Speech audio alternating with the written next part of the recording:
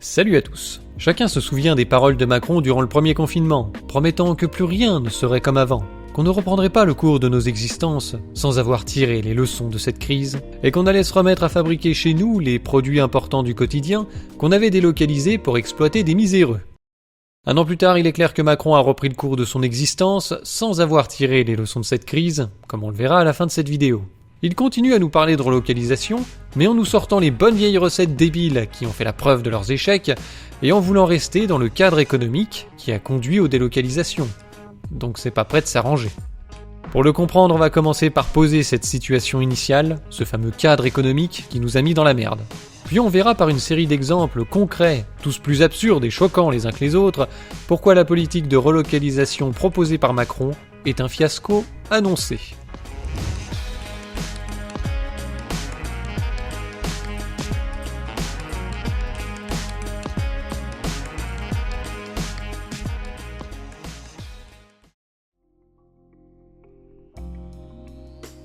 L'année 2020 aura encore été un grand succès de la politique de désindustrialisation menée depuis la fin des années 80.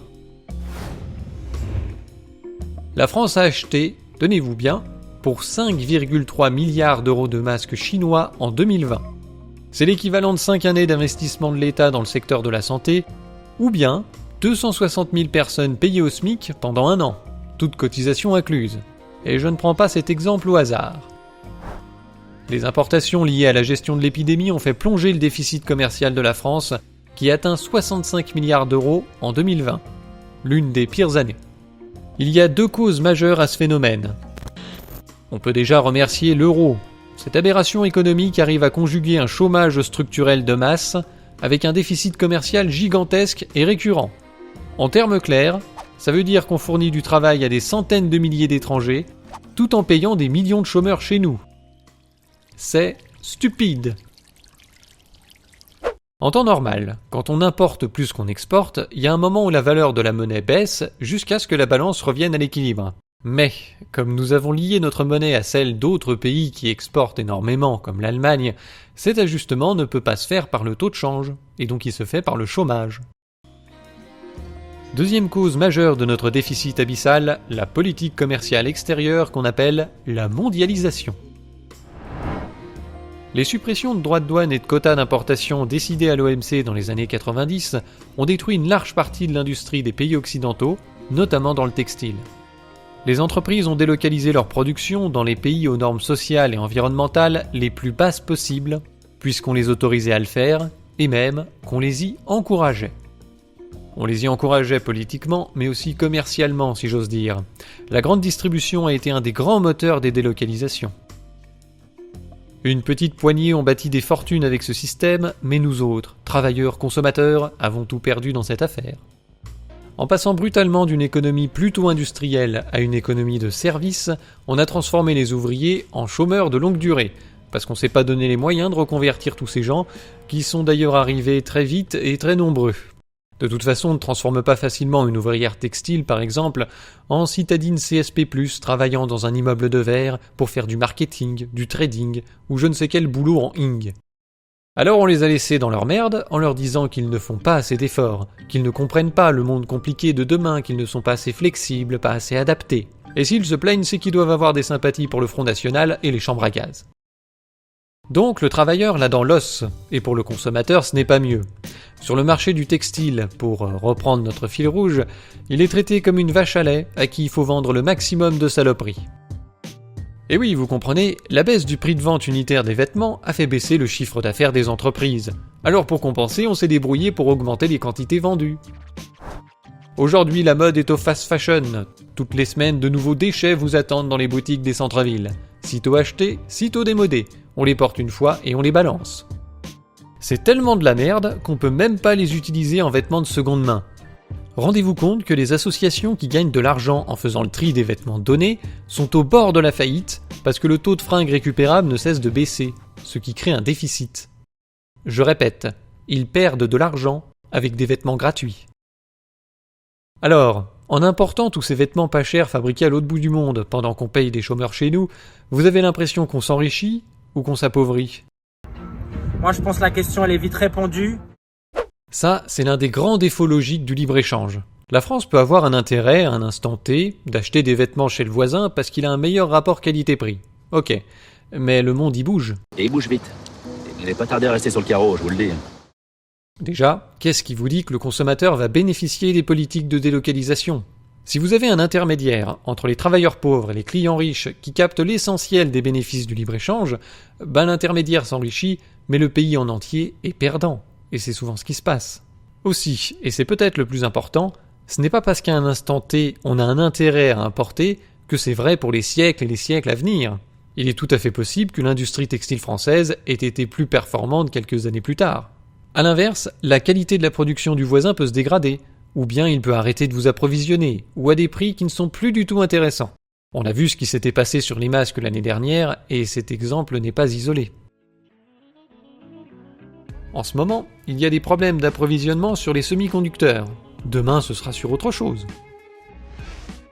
On sait aussi que la Chine, mais aussi d'autres pays, entendent mener une diplomatie des matières premières, notamment celles liées à la transition écologique. Tout ça nous fait prendre conscience d'une dépendance sans doute trop forte dans nos approvisionnements, surtout sur les produits les plus basiques. Évidemment, on ne peut pas tout fabriquer en France, je ne prône pas l'autarcie, mais de là à ne rien fabriquer, il y a peut-être un juste milieu. Si on avait gardé, disons, un quota de 20% de produits français dans le textile, c'est vrai qu'on aurait eu des vêtements un peu plus chers ces dernières années, mais normalement de meilleure qualité. Donc déjà on y gagne de ce côté-là. Et de toute façon, les chômeurs on les a quand même payés, alors autant qu'ils fabriquent quelque chose, non ? Faudrait faire le calcul, mais je pense que sur le plan économique, on aurait été gagnant. En plus, il y a des avantages à maintenir une base productive. Déjà, ça favorise l'innovation, et puis on peut compter dessus en cas de coup dur. Avec la pénurie de masques, on s'est retrouvés comme des cons. On s'est rendu compte qu'il y avait quasiment plus d'endroits en France où on est capable d'assembler un bout de tissu avec 2 ficelles. Et vous appelez ça un pays développé, vous ? C'est quand même plus simple d'adapter et de développer un secteur existant que de tout créer à partir de zéro et dans l'urgence. Mais ça, on va y revenir au cours de la vidéo. Maintenant que les grandes lignes du cadre économique sont posées, venons-en à la mentalité stupide qui échoue toujours à relocaliser quoi que ce soit, inscrite dans la tête de ceux qui ne veulent surtout pas remettre en cause ce cadre, de l'euro et de la mondialisation. Dans l'émission C'est Cash, faut-il aller vers une démondialisation ? Ils ont trouvé un spécimen que j'espère en voie d'extinction. Sa place, c'est dans un musée! Le mec nous parle encore de la division internationale du travail et de la théorie des avantages comparatifs de Ricardo. Je vais pas détailler cette théorie ici, mais c'est en fait un exercice de pensée hautement critiquable. J'ai donné 2-3 arguments à l'instant, mais il y aurait beaucoup plus à en dire, et j'avais d'ailleurs fait une vidéo sur le sujet qui n'est pas exhaustive il y a quelques années. Je vous y renvoie si ça vous intéresse. En gros, comme souvent en économie, on se place dans un monde qui n'existe pas pour faire comprendre une réflexion. Prendre cette réflexion et l'appliquer au monde réel, 2 siècles plus tard, sans se poser de questions, c'est de la connerie. Dans cette émission, vous pouvez donc le voir sortir les mêmes imbécilités qu'on entend depuis 40 ans. Les pays développés vont se spécialiser dans les produits à haute technologie, à forte valeur ajoutée, pour justifier de hauts salaires, parce que nous sommes des êtres supérieurs. Et on va sous-payer le tiers-monde à fabriquer des produits simples à la portée du premier débile venu. Comme ça c'est moins cher, et on délocalise la misère et la pollution. Nous on vit dans des pays propres, avec un air propre et une eau propre. On va en costume faire des boulots qui font pas mal aux mains et pas mal au dos. Avec nos gros cerveaux, on va inventer les produits de demain et créer des entreprises pleines de brevets qu'on revendra ou on vivra de rente sur la propriété intellectuelle. Et c'est les troufions du tiers-monde qui fabriqueront toutes nos merdes à vil prix. Néocolonialisme ? Non, il s'agit simplement d'une division internationale bien comprise, un phénomène économique parfaitement naturel. La question du coup qui se pose au vu de ces deux phénomènes, de ces 2 points, c'est vraiment de savoir dans quoi on est bon et comment on fait pour améliorer. Qui sont nos vrais concurrents ? Quels sont les secteurs dans lesquels on a une capacité à vraiment s'améliorer ? Nous, on est dans une économie de l'innovation, on est un pays qui est développé, même si on prend du retard sur les pays les plus développés. Et donc, nos secteurs, ce sont des secteurs qui, en gros, sont à la convergence des nanotechnologies, de l'informatique, des sciences cognitives et de la biotechnologie. Et c'est là que se trouve la vraie révolution industrielle qui arrive. Donc, la question qu'on doit se poser, c'est comment on fait pour garder, pour développer ces secteurs-là dans nos pays ? Vouloir relocaliser, c'est pas se protéger, et vouloir bénéficier de la globalisation, c'est pas se protéger, c'est se demander vraiment comment on fait pour être des leaders, des moteurs dans ces grands secteurs d'avenir. Parce que c'est là que nous, on a cet avantage aujourd'hui. Alors, comme je le disais auparavant, D'abord, il faut se demander avec qui on est en concurrence. Est-ce que l'idée, c'est de refabriquer des t-shirts, par exemple? Est-ce que l'idée, c'est d'avoir une grosse industrie du textile ou de l'industrie lourde? Ou alors, est-ce que nos concurrents sont ceux qui nous ont dépassés là dans la découverte de nouveaux vaccins, là où nous, on n'a pas été capable de le faire, dans la fourniture de plateformes et de solutions numériques, là où nous, on n'en avait aucune pour continuer à faire marcher l'économie en télétravail. Et c'est la nouvelle mondialisation, si on essaye d'appeler, si on appelle de nos voeux une nouvelle mondialisation, c'est au niveau français ou au niveau européen de se demander comment on arrive à bénéficier au maximum des avantages qu'on a, de la situation dans laquelle on se trouve aujourd'hui. Et donc, plus que vouloir démondialiser, c'est se demander comment on retrouve de la compétitivité, comment on redevient efficace dans les secteurs dans lesquels normalement on devrait être bon. Voilà, donc tout ça c'est bien gentil, mais on en fait quoi des gens qui sont pas chercheurs en nanotechnologie ou ingénieurs en informatique pour créer les plateformes de demain? Parce que ça représente quand même une partie assez large de la population. Mais ça, ils l'oublient. À moins que l'avenir qu'on propose à ces gens, c'est justement de se battre entre eux pour devenir tâcherons sur ces plateformes qui permettent de faire travailler des gens pour pas cher et en dehors du droit du travail. Ce que je sais, notre défaite collective, c'est que les quartiers aujourd'hui où Uber embauche, mais Uber comme d'autres qui sont français, embauche ces jeunes, ce sont des quartiers où nous, on ne sait rien leur offrir. Ni vous ni moi. Rien. Et la réalité, c'est qu'en effet, ils travaillent parfois 60-70 heures pour toucher le SMIC. Quand on écoute l'autre Nunus, on se rend compte que le monde doit correspondre à la vision qu'il en a. On doit devenir compétitif dans les secteurs où on devrait être bon, comme il dit. Et comme il voit que le grand chaos du marché et de l'entrepreneuriat n'a pas fait émerger les plateformes numériques et les startups qu'il voudrait voir, eh bien il faut corriger la réalité par une suite de mesures bureaucratiques totalement artificielles. Parce que c'est pas la théorie économique qui est fausse, c'est la réalité qui fonctionne mal. Et là malheureusement on sait très bien ce qui va se passer. On va déverser un pognon de dingue sur ces secteurs, sous forme de crédits d'impôt, d'avantages fiscaux et de subventions, pour essayer d'avoir une petite part du prophétique gâteau. Un petit brevet par-ci par-là, une start-up, un machin. Bon, et après, imaginons que ça marche. Qu'est-ce qui vous dit que ça va créer des emplois et de la richesse en France? Parce que je vous rappelle qu'on est dans un système de libre circulation des marchandises et des capitaux. Qu'est-ce qui va empêcher ce brevet d'être acheté par une entreprise étrangère? Ou d'être exploité n'importe où dans le monde? Rien. Ni vous ni moi. Surtout quand on a des patrons qui veulent des entreprises sans usine. Vous avez vu ce qui s'est passé ces dernières années pour France Télécom, Technip, Alstom, Thomson et j'en passe? C'est la boucherie depuis 20 ans. Je vois pas comment un système qui est incapable de conserver de grosses entreprises installées et rentables pourrait permettre de créer, développer et protéger de jeunes entreprises au business model incertain. Il y a un petit problème logique qui se heurte d'ailleurs à la réalité. On va passer aux exemples concrets maintenant, en commençant par la bagnole électrique, et vous allez tout de suite comprendre l'impasse que constituent ces tentatives de relocalisation par la compétitivité. Au salon de l'automobile de 2008, Sarkozy présentait la voiture électrique comme une filière d'avenir qui permettrait de réconcilier croissance, emploi et écologie. Au total, nous allons mobiliser 400 millions d'euros de financement public au cours des 4 prochaines années, exclusivement pour la recherche et développement sur les véhicules décarbonés. Comme au temps des pionniers français de l'automobile, je souhaite que la France redevienne le lieu où s'imaginent et se préparent les ruptures technologiques de demain, le lieu où s'invente le véhicule du futur, celui qui permettra au monde de réconcilier mobilité, croissance et respect de l'environnement. On est d'accord que c'est exactement le même discours que l'autre Nunus, sauf qu'au lieu de parler de nanotechnologie, on est 15 ans plus tôt, on parle de voiture électrique, c'est tout, sinon c'est pareil. 12 ans plus tard, donc, rebelote. Cette fois, on découvre que la batterie, en représentant 40% du prix d'une voiture, ce serait pas mal de la fabriquer en Europe. Mais là aussi, ça coûte cher, c'est risqué, donc c'est le contribuable qui paye. 1,2 milliard de subventions publiques pour créer l'Airbus des batteries électriques.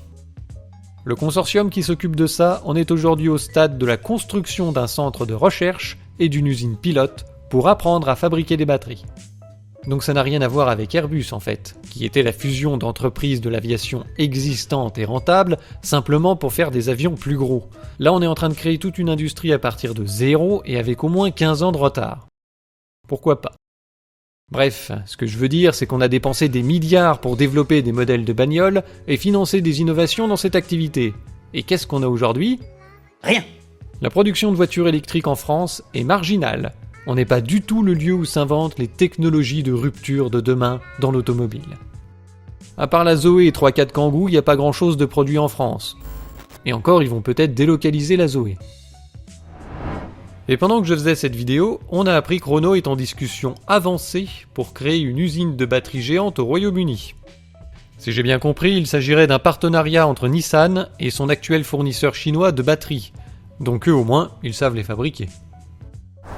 Le Brexit, dans les conditions négociées par Bruxelles et Londres, nous donne un avantage compétitif au Royaume-Uni et à l'extérieur, avait expliqué Ashawi Gupta, l'un des dirigeants de Nissan, assurant que le constructeur allait continuer à investir au Royaume-Uni. Donc aujourd'hui, ne pas être dans l'Union européenne et dans l'euro est un avantage compétitif. Michel Barnier en PLS. Avec la bagnole électrique subventionnée par les Français, les constructeurs français ont généré plus d'emplois en Slovaquie qu'en France. Pourquoi ? Eh bien, parce que l'euro crée un problème de compétitivité en France. Parce que les politiques économiques menées depuis 2008 liquident la classe moyenne, qui était justement la cible des constructeurs français. Et parce que la libre circulation des mouvements de capitaux et de marchandises permet aux entreprises d'installer leurs usines n'importe où, même quand on a financé leur développement avec de l'argent public. Et c'est même parfois pire, puisqu'il arrive qu'on subventionne les délocalisations. Bridgestone, par exemple, a touché 24 millions d'euros de subventions européennes pour développer son usine en Pologne. Une fois que ce fut fait, elle a fermé son usine de pneus en France, prétextant des surcapacités en Europe. Les fonds européens étant financés à 20% par les Français, on a donc donné des millions d'euros à Bridgestone pour qu'il ferme une usine en France. Maintenant qu'on a subventionné l'emploi polonais, on paye les chômeurs en France. C'est malin. Mais l'Europe nous protège. Dans le même genre, avec une petite variante, Citroën a choisi de fabriquer la nouvelle C5 hybride en Chine. Pour des raisons de politique industrielle interne, en fait ils ont des surcapacités en Chine qu'ils cherchent à occuper, mais il y a aussi une histoire de taxes qui a pesé dans la balance. En fait, il est plus simple d'exporter ces véhicules de la Chine vers l'Europe que de l'Europe vers la Chine. Parce qu'il y a des taxes à l'importation en Chine sur cette gamme de véhicules qui n'existent pas en Europe. Donc on met l'usine en Chine et on exporte vers l'Europe. Alors, Nunus qui nous explique que profiter de la mondialisation, ce n'est pas se protéger, il ira dire ça aux Chinois. Ils doivent être bêtes, ils n'ont pas compris comment ça marche. Ils devraient prendre exemple sur les Français. Nous, on a compris. On dépense des milliards en subventions pour créer des entreprises et des emplois à l'étranger. Ah non, attendez, c'est stupide de faire ça. Oui, c'est stupide. Oui. C'est pas étonnant que la bagnole électrique et les batteries aient produit plus d'emplois et d'innovation en Chine qu'en France. Déjà, ils ont les matières premières, ils ont une main-d'œuvre moins coûteuse, c'est vrai, mais ça peut se compenser par le taux de change. Et puis, ils font du protectionnisme. C'est ça qui permet de développer une industrie à l'abri d'une concurrence internationale déjà mature. Le plus gros fabricant de voitures électriques dans le monde aujourd'hui est une entreprise chinoise qui n'existait pas il y a 10 ans et ne fabriquait que des batteries. Pour se développer, ils ont utilisé une méthode très simple et connue depuis très longtemps. Ils prennent appui sur un marché intérieur captif pour développer une offre compétitive. Alors au début, ils fabriquent de la merde, et une fois qu'ils produisent une qualité suffisante à des économies d'échelle importantes, ils vont à l'international bousiller la concurrence étrangère. C'est ce qui s'est passé sur les panneaux solaires au début de la dernière décennie. Au début des années 2000, la France avait de petites PME très innovantes, très en avance sur le solaire. Quand les énergies renouvelables sont devenues à la mode, la Chine n'a pas voulu se contenter de fournir des matières premières. Profitant des subventions chinoises à la production et des subventions étrangères au moment de la vente, les entreprises chinoises ont inondé le marché de panneaux solaires pas chers, moins performants, mais beaucoup moins coûteux. Et en quelques années, ils ont liquidé l'industrie photovoltaïque en France, en Italie, en Espagne et en Allemagne. Et maintenant, les joies de la bureaucratie européenne.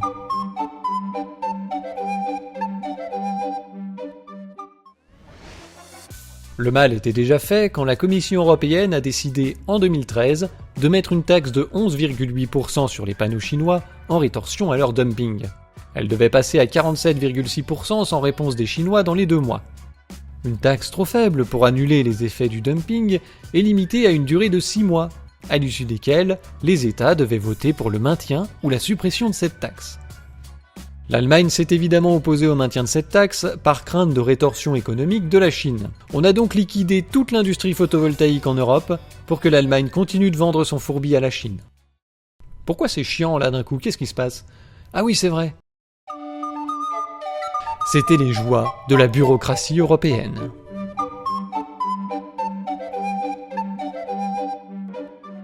Nos fabricants de panneaux solaires ont donc coulé au moment même où les États européens déversaient des milliards d'euros de subventions aux énergies renouvelables, parce qu'on a une politique commerciale extérieure débile. Le résultat est tout bonnement incroyable. En France, on a dépensé des dizaines de milliards, littéralement des dizaines de milliards, pour développer l'industrie photovoltaïque à l'étranger, et notamment en Chine. Leurs produits ont fait couler nos entreprises, et après avoir payé les subventions pour développer le solaire, on a dû payer les chômeurs et les faillites dans l'industrie solaire en France. Et tout ça pour produire une énergie plus chère et plus carbonée que le nucléaire et les barrages qui produisent actuellement 90% de l'électricité en France. Les gens qui ont fait ça méritent la prison. Les panneaux solaires chinois ne se sont pas imposés pour leur performance, mais pour leur prix cassé. Et si les prix étaient cassés, c'est pas parce qu'ils sont plus innovants ou plus efficaces que nous, c'est simplement parce qu'ils ont subventionné la production, illégalement d'ailleurs, et parce qu'ils fabriquent avec des normes sociales et environnementales beaucoup plus faibles que les nôtres, voire inexistantes. On découvre aujourd'hui des traces de travaux forcés dans les panneaux solaires chinois. Alors quand quelqu'un vous dit qu'il faut devenir plus compétitif pour concurrencer la Chine, vous lui demanderez combien d'heures de travaux forcés il est prêt à faire pour rendre la France plus compétitive. Ça lui fera fermer sa gueule. Il y a un moment où il faut arrêter l'hypocrisie. Ce que les partisans du libre-échange appellent la concurrence libre et non faussée, c'est de la concurrence déloyale. Le libre-échange n'a aucun sens entre des pays qui n'ont pas des normes sociales, environnementales et même fiscales équivalentes. Ne pas payer les gens et dégueulasser l'environnement, ce n'est pas un savoir-faire, c'est même une absence de savoir-faire. En France, on impose à nos producteurs, dans l'agriculture ou l'industrie, de respecter tout un tas de règles contraignantes. Code du travail, règles sanitaires, il y a les produits interdits, il faut retraiter les déchets ou les eaux usées, etc. Tout ça coûte de l'argent. Ensuite, on met ces productions en concurrence directe avec des importations qui ne respectent aucune de ces règles, et on s'étonne du désastre. Et la seule réponse que proposent nos dirigeants débiles à ce déséquilibre, c'est de répéter qu'en France, les salariés sont trop payés, il y a trop de fiscalité, il faut donner des aides. Il y a un moment où il faut faire un choix. Soit on considère que ces règles sont importantes et on en paye le prix, y compris sur les importations via des taxes compensatoires par exemple, soit on trouve qu'elles nous coûtent trop cher pour ce qu'elles nous apportent, et dans ce cas on les abandonne. Sur les questions sociales et environnementales, l'évidence saute aux yeux de tout le monde, mais c'est la même chose pour la fiscalité ou la monnaie. Tout le monde sait que l'euro est trop cher pour l'économie française d'environ 20%. Donc pour rester compétitif dans le cadre de l'euro, il faut baisser les coûts de production d'environ 20%, ce qui à un moment ou à un autre, je vous le cache pas, va impacter vos salaires, notamment pour les travailleurs peu qualifiés. Entre l'euro et le SMIC, il faut choisir. On a fait l'euro, on n'a pas supprimé le SMIC, on a même fait les 35 heures, et ben l'ajustement s'est fait par un chômage structurel de masse. Ce genre de dilemme, on appelle ça faire de l'économie. Et ce serait bien de mettre un peu d'ordre dans tout ça, parce qu'on est en train de devenir un pays du tiers-monde. Les lourdes chaînes de l'euro et les règles de la mondialisation inscrites dans les différents traités de libre-échange nous rendent incapables de fabriquer de simples masques en tissu et des masques chirurgicaux. Vous avez vu ce qui s'est passé quand on a voulu relancer ces productions en catastrophe pour faire face à la pandémie ? Les entreprises nationales se sont vite retrouvées en concurrence avec les productions étrangères parce qu'on a gardé les mêmes règles idiotes. Après avoir poussé les entreprises à investir, l'État leur a planté un couteau dans le dos en achetant toutes sortes de masques en Asie, parce que c'était moins cher et qu'il fallait respecter les règles européennes des marchés publics qui interdisent de faire du protectionnisme. Résultat, il a fallu aider les entreprises françaises qui se sont retrouvées dans la merde et payer les chômeurs. Encore un coup de génie de nos gestionnaires de l'année. Mention spéciale à François Bayrou, qui avait promis la livraison de 500 000 masques en fabrication locale pour ses administrés de Pau. Mais tout ne s'est pas passé comme prévu. Au total, d'après la mairie et les ateliers contactés, 86,5% des masques commandés par François Bayrou ont été fabriqués à l'étranger. Bref, pas vraiment à la sauce béarnaise, comme le maire le reconnaît aujourd'hui du bout des lèvres. Peut-être ma langue à fourcher. Je sais que les entreprises locales ont des sous-traitants à l'étranger. Ou alors elles sont mortes. Parce que, évidemment, ces masques-là, il a fallu les produire à des prix accessibles pour la collectivité. Certains masques à peau ont même été fournis avec le label Tricoté en Béarn et ce petit mot signé François Bayrou, qui pour rappel est toujours en campagne pour le second tour des élections municipales. Et donc, c'est ce baltringue qui a été nommé haut commissaire au plan par Macron quelques mois plus tard. C'est presque de la provocation. Alors il est censé éclairer l'action publique sur le long terme et remplir un rôle de coordination pour les différents aspects du plan de relance. Économique, social, environnemental, territorial, culturel. Mouais. Il s'agit surtout d'un emploi fictif payé 10 000 balles par mois qui permet à Macron d'acheter un soutien avec de l'argent public. Faut pas rêver, hein, c'est pas Bayrou qui va devenir le moteur de la réindustrialisation de la France. D'ailleurs, il n'y a aucune planification de prévue. Son rôle est simplement de passer dans les médias pour expliquer qu'il faut appliquer le programme de Macron si on veut relocaliser. On reviendra à la fin de la vidéo sur cette arnaque que constitue la relocalisation par la compétitivité prônée par Macron et d'autres. Donc, nous ne sommes plus capables de fabriquer les produits du quotidien, que ce soit des masques ou des bagnoles, sur le bas de gamme comme sur le haut de gamme, on se fait damer le pion. Mais l'autre Nunus nous explique qu'on va être les leaders de demain sur les produits d'avenir qui n'existent pas encore, simplement en ajustant un peu la fiscalité et en subventionnant à droite à gauche. Mais oui, regardez ce qui se passe sur les batteries. L'avantage comparatif de la France sur les batteries, c'est zéro. On n'a pas les usines, on n'a pas les matières premières, on n'a même pas le savoir-faire. On dépense 6 milliards pour créer une industrie hors sol à partir de rien. Le risque d'enlisement de ce genre de projet est quand même assez élevé, mais admettons, si on part du principe que la voiture électrique est notre avenir, c'est une bonne chose d'essayer d'en fabriquer au moins une partie chez nous. Sauf que, pour que ça marche, il faut avoir une politique industrielle cohérente sur toute la ligne. La voiture électrique, c'est pas juste des batteries. Déjà en amont, il faut se demander quelles matières premières on va utiliser dans cette filière et d'où elles viennent. Il faudrait pas tomber dans de nouvelles dépendances. Ensuite, en aval, il faut s'assurer d'avoir des clients. Qu'est-ce qui se passe si la Chine décide de faire comme dans le solaire et inonde le marché de voitures électriques pas chères pour lessiver la concurrence ? Si ça se trouve, le temps qu'on apprenne à faire des batteries, les usines de voitures auront massivement délocalisé ou fermé. On aura l'air malin avec nos batteries. Cette voiture, c'est le produit que les Chinois rêvent de vendre à toute l'Europe. C'est notre voiture électrique, la EV460. Ça veut dire qu'elle peut rouler 460 km sans avoir besoin d'être rechargée. Non seulement la voiture est électrique et économe, mais elle est surtout un tiers moins chère que ses concurrentes européennes. On est autour de 26 000 € pour cette voiture. Mais avec le soutien du gouvernement, on pourra être encore moins cher. Il faut donc faire du protectionnisme sur toute la filière, mais aussi sur les batteries, parce qu'il y a peu de chances que la première batterie sortie de l'usine soit compétitive. Mais comme on est dirigé par des cons, on n'en fera aucun, et on va laisser cette jeune production en concurrence directe avec des entreprises qui ont déjà 10 ans d'avance sur le secteur et qui pratiquent parfois une concurrence déloyale. Alors en l'état actuel des choses, je vais vous dire ce qui va se passer. On va faire de la recherche, on monte une usine pilote, on sort un prix, on se rend compte qu'il n'y a pas de clients pour ce prix, on ferme l'usine. Non, mais j'exagère, ça ne se passe jamais comme ça, allons. Vous vous souvenez du projet d'hydrolienne sous-marine ? 260 millions d'euros foutus en l'air. La technologie fonctionnait, il n'y a pas de problème.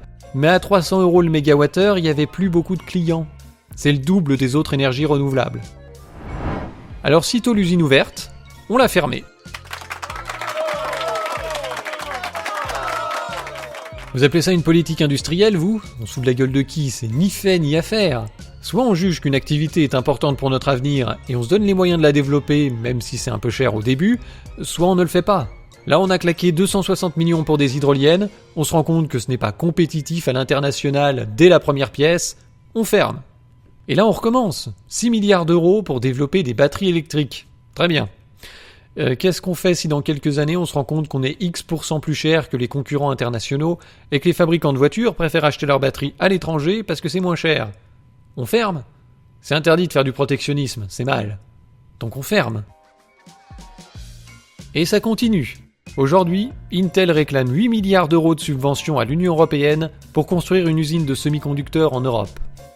Alors sachant qu'il dépense 16 milliards et demi pour 2 sites aux États-Unis, j'ai pas la dimension des sites, mais je me permets d'en déduire que le financement de l'usine européenne est pas loin d'être entièrement assumé par le contribuable. L'Allemagne met déjà les petits plats dans les grands pour accueillir cette industrie de pointe sur son sol grâce au financement européen. Ce qui signifie que ces couillons de Français vont encore être taxés de 1,6 milliard pour aller créer des emplois chez les autres, parce que nous, on a compris comment tirer parti de la mondialisation. Et vous savez ce qui va se passer une fois qu'Intel aura cramé les 8 milliards de subventions ?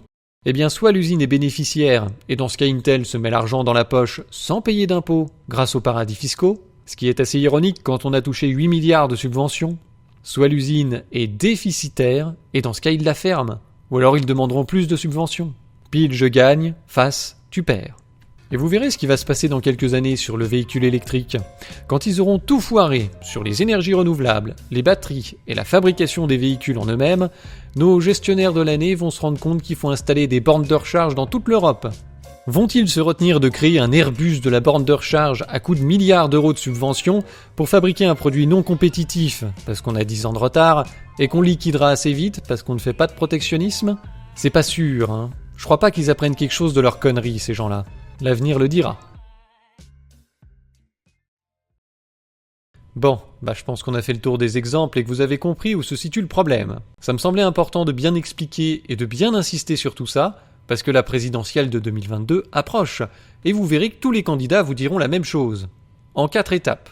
Il faut relocaliser pour lutter contre le chômage et tirer les conséquences de la crise du Covid. Oui, bon, très bien.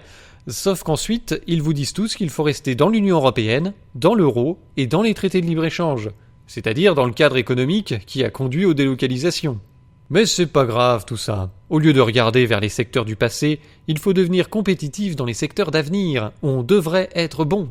Et alors là, ils vous ressortent toujours la même recette, baisse du coût du travail, avantages fiscaux divers pour les entreprises et les plus riches, subventions à des entreprises privées sans condition, etc. La chronique d'un fiasco annoncé dont la petite musique est déjà revenue sur le devant de la scène. Les patriotes au petit pied qui vous disent « il faut faire des usines en France », mais qui vous expliquent que les gens qui réussissent à faire des usines, votre patron de Xenotera, il n'existe plus avec l'ISF, parce que le jour où il réussit, il s'est carapaté. Heureusement qu'on a supprimé cette aberration de taxer la réussite quand elle réinvestit sur notre tissu productif. Macron ment, comme d'habitude. Déjà, les biens professionnels n'étaient pas comptés dans l'ISF. Vous pouviez posséder une entreprise qui valait des milliards d'euros et ne pas payer un seul centime d'ISF là-dessus. Alors il y avait des conditions, c'était un peu débile, et ça créait parfois des problèmes dans les entreprises familiales, mais la réussite financière n'était pas taxée comme il le dit. Dans l'exemple qu'il prend, faut aller voir dans le détail, mais le gars n'aurait pas forcément payé l'ISF sur la valeur de son entreprise. C'est pas automatique. Deuxième mensonge, beaucoup plus grave, c'est d'affirmer qu'on ne paye plus l'ISF seulement si on réinvestit dans le tissu productif. Ça, c'est la situation antérieure que Macron a abolie. Il y avait des niches fiscales sur l'ISF pour les dons aux associations et le financement des PME. En supprimant l'ISF, il a supprimé l'incitation à recourir à ces niches fiscales. Et des patrons de PME et d'associations ont expliqué qu'ils ne voyaient plus arriver le pognon qui venait auparavant de la défiscalisation de l'ISF. Mais reprenons, parce que dans cet extrait, Macron arrive à dire une connerie toutes les 10 secondes. Heureusement qu'on a supprimé cette aberration de taxer la réussite quand elle réinvestit sur notre tissu productif. Et vous voyez que tout se tient. Et cette crise, elle révèle quoi ? Qu'on aurait simplement dû faire 10 ou 15 ans plus tôt ce que nous avons fait. Malheureusement, nous avons vécu à plein l'absurdité d'un modèle économique qui n'existait plus. Modèle français. C'est-à-dire qu'on était sur notre pyramide en disant patriotisme industriel, mais on ne s'en donnait pas les moyens. Et donc, baisser le coût du capital, permettre plus d'investissements productifs, relancer l'attractivité de la France et de ses investissements, c'est l'agenda que nous avons depuis 2017, avec des résultats. La France est le pays qui est devenu le plus attractif en Europe continentale depuis que nous avons pris nos mesures. Ce que Macron décrit ici n'est pas autre chose qu'une dévaluation compétitive, qui, au lieu d'être sur la monnaie, d'évaluation externe, a lieu sur la fiscalité des entreprises et le coût du travail, d'évaluation interne. Imaginons qu'on veuille régler le problème du chômage avec cette mentalité en la poussant jusqu'au bout. Alors déjà, il faudrait supprimer le SMIC pour créer des emplois compétitifs, c'est-à-dire payer quelques centaines d'euros par mois. Et puis il faudrait supprimer le RSA et l'assurance chômage pour obliger les gens à accepter des boulots sous-payés. Bien sûr, c'est une fiction. Dans la réalité, personne n'oserait mener une politique aussi cynique, mais non. En fait, ça équivaut à troquer 6 millions de chômeurs contre 10, 15, peut-être 20 millions de pauvres supplémentaires, parce que des gens qui touchent le SMIC actuellement verraient leur salaire baisser. Or, beaucoup de gens en France ont déjà du mal à payer leurs charges fixes avec un SMIC. Un Français sur 5 ne peut déjà plus se payer 3 repas par jour. Alors imaginez si on baisse drastiquement les salaires. Faudra m'expliquer comment on peut créer du développement économique avec des gens de plus en plus pauvres. Moi je croyais que le but c'était de faire l'inverse. Très loin de développer l'économie et de créer des emplois, cette politique créerait un choc déflationniste, entraînant une crise économique, financière et sociale. Vous pouvez aller voir ce qui s'est passé en Grèce, Ils ont appliqué cette politique. Ah, ils ont eu la misère, ça y a pas de problème. Par contre, le coup de pouce économique qui devait les remettre sur les bons rails, ça ils l'attendent toujours. Si le chômage a baissé en Grèce ces dernières années, c'est uniquement parce que les jeunes se barrent du pays. Leur avenir part à l'étranger. Donc c'est un pays foutu, mort. L'euro a mis la Grèce dans la tombe, et les politiques de sauvetage ont mis la terre par-dessus. C'est terminé. Et faut pas se faire d'illusions, Vu la direction qu'on prend, la Grèce est notre avenir. Et c'est bien pour ça qu'il faut sortir de l'Union européenne et de l'euro. La dévaluation de la monnaie permet de redevenir compétitif à l'extérieur sans pourrir l'économie domestique par la baisse massive du niveau de vie des gens. Ensuite, si on veut à la fois de bons salaires et une monnaie qui a un fort pouvoir d'achat à l'étranger, il va falloir un pays un peu mieux géré que ça. Remettre de l'argent public sur des choses utiles, éducation, santé, services publics, et retirer le pain de la bouche à tous les sacs à merde qui vivent à notre crochet. J'avais déjà fait une vidéo sur le sujet, mais je pense aussi à des gens comme BHL, à qui France TV vient de donner 500 000 € pour faire ce qu'il appelle un film, dont le budget est d'ailleurs 6 fois supérieur au budget moyen des productions comparables. Combien ? Le vrai talent de BHL, c'est quand même de transformer l'argent du contribuable en merde. En fait, la France est un pays extrêmement riche. Faut juste dégager nos gestionnaires de l'année, et la petite clique de parasites qui gravitent autour d'eux, et puis assainir le bordel qu'ils vont nous laisser. Au revoir, Adopi. Au revoir. Imaginez une entreprise qui fait 10 millions d'euros de bénéfices par an. Pas de chiffre d'affaires, de bénéfices. Le nombre de salariés qu'il faut pour générer un tel bénéfice. Eh bien, en France actuellement, on prend ça et on le transforme en Adopi. Un truc parfaitement improductif. Puis on vient pleurnicher qu'on a un problème de compétitivité et on explique aux masses laborieuses qu'il faut baisser les salaires. Ils sont décidément trop payés. Personnellement, j'ai une autre hiérarchie des priorités. Pour ce qui est de la relocalisation en elle-même, il faut partir des réalités. Profiter des avantages de la France, c'est regarder les entreprises et les secteurs qui se développent tout seuls et renforcer cette action. Ce n'est pas fantasmer l'avènement d'une technosociété ultra sophistiquée où tout le monde est bac+8 en nano-bullshit pour créer je ne sais quelle solution dans les services qu'on revendra à un fonds de pension au moment de la retraite. Ce modèle d'entreprise existe, j'ai rien contre et c'est bien qu'il puisse se développer, mais ça constitue pas la majorité du genre, et c'est pas avec ça qu'on va résorber le chômage. En fait, quand on regarde la politique qui est menée, nos dirigeants actuels méprisent l'entrepreneuriat. Tout ce qu'ils veulent, c'est des licornes dans les nouvelles technologies. De vrais gamins. Alors quels sont les avantages de la France à l'international ? On va rester un peu général, pour moi j'en vois au moins 4.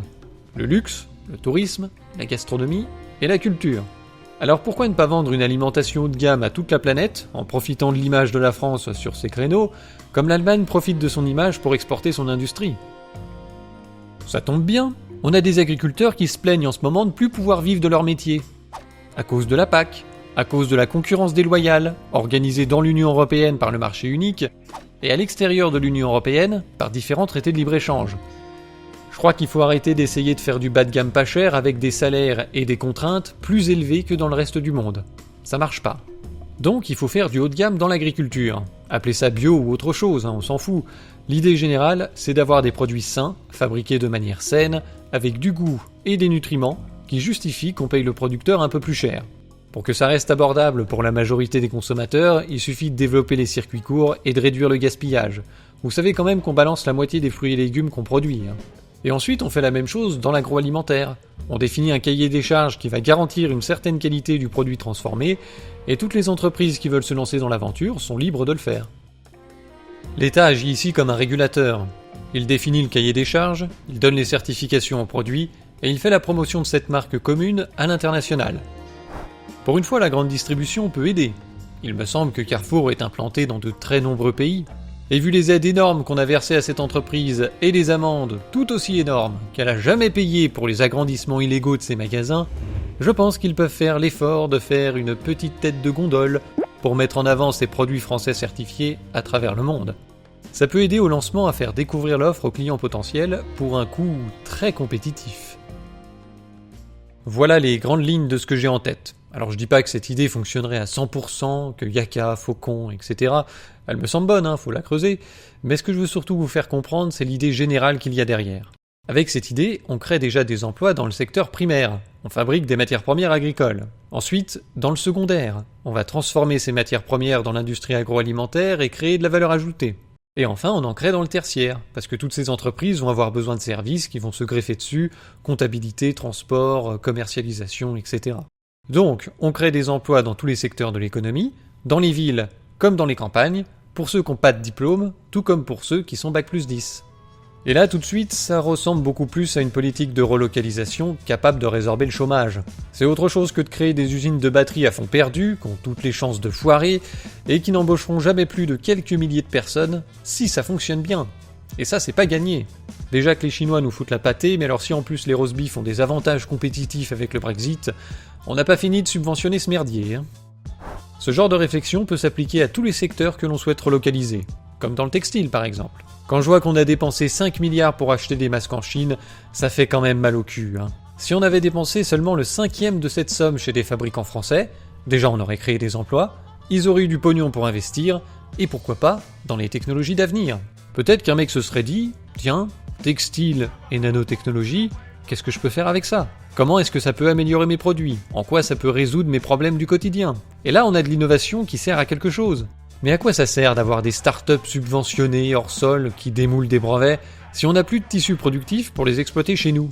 Et comment est-ce que notre génie des nanotechnologies va-t-il savoir quelle solution développer dans le textile s'il n'y a plus personne dans ce secteur pour lui exprimer un besoin ? Dans l'absolu, tout est possible, mais j'ai quand même l'impression qu'on met la charrue avant les bœufs.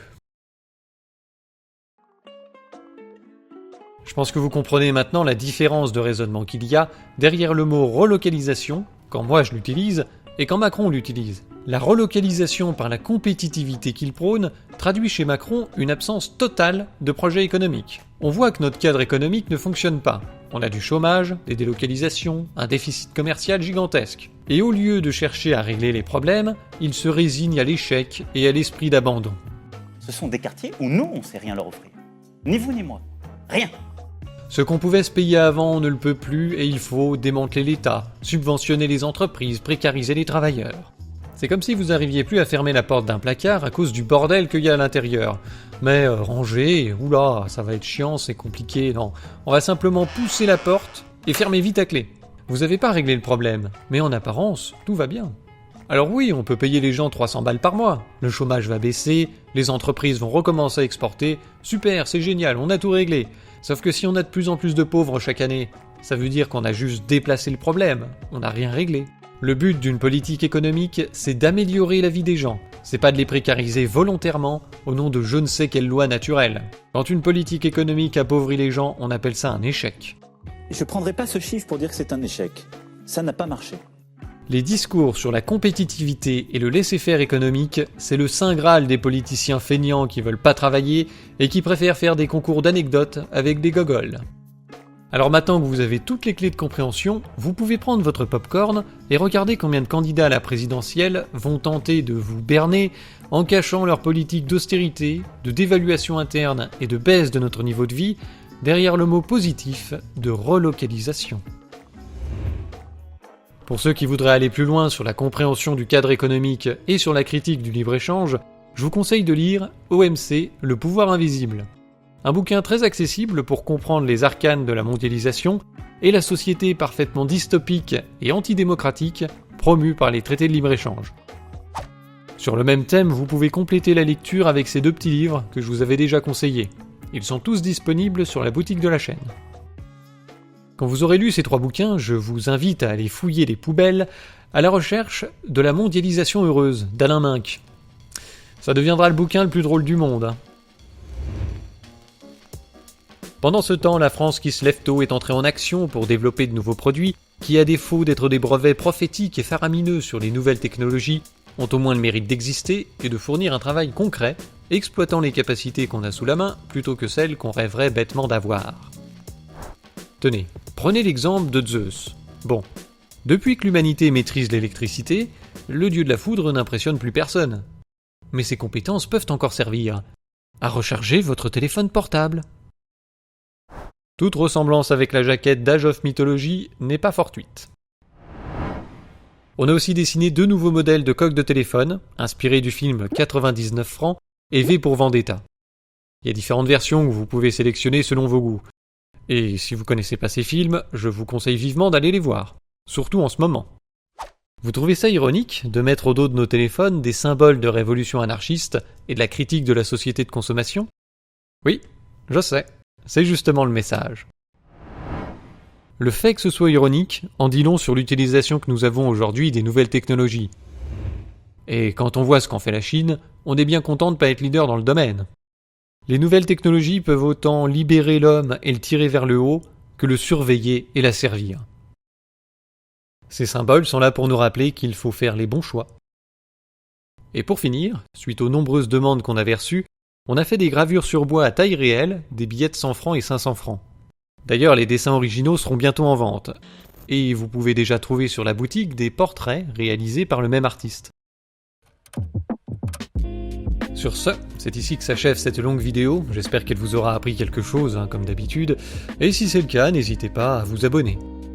Je rappelle que vous pouvez soutenir cette chaîne via Tipeee ou en faisant un tour sur la boutique. Et moi, je vous donne rendez-vous pour la prochaine.